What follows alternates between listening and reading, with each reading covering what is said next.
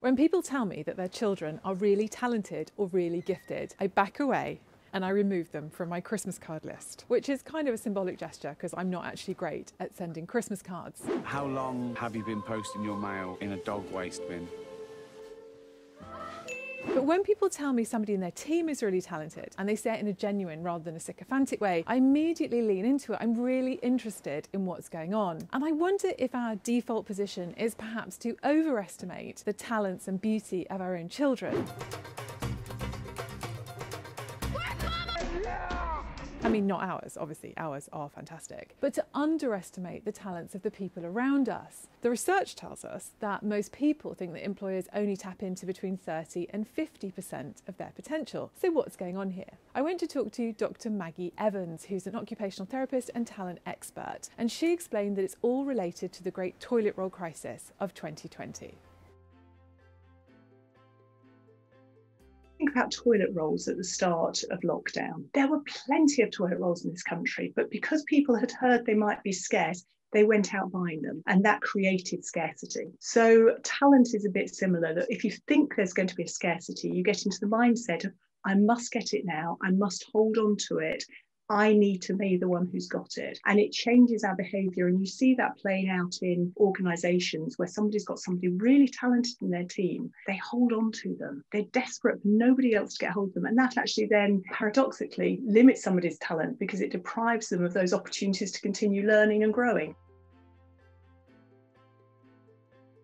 The managers in teams, it's really about an attitude as much as anything. It's seeing this as something that's part of their job, and it's seeing that it brings them massive benefits. Managers who are good at liberating talent actually tend to perform better. They get a great reputation in the workplace as exporters of talent to other parts of the business. They have teams that are hugely loyal. They have people waiting to join their team because they know they're going to get well developed. The things that make up performance are having the abilities, so having the skills. It's also about having the mindset, so the desire, the motivation side of it. And it's also about having the opportunities to show those things. So if you want to help somebody to perform better and to liberate more of their talent, you need to look at, well, which of those things have they got and which things might be missing? So is it actually a skills issue whereby we need to help people to develop more abilities? Is it actually a mindset issue, so they don't have the motivation? Or is it actually that we're not giving them the opportunity, we're not empowering them, or we're not using the talent that they already have?